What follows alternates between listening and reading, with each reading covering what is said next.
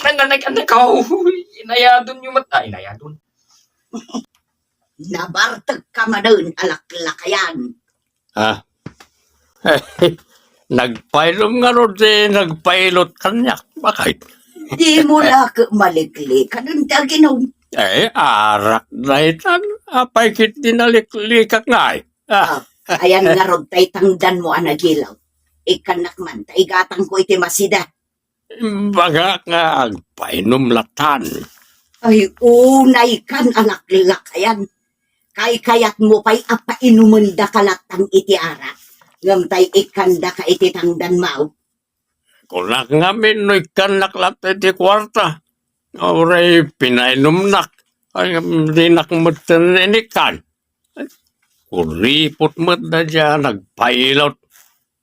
Ipisok ko lang ko may tibagkaw din nakita nga original na sapatos na.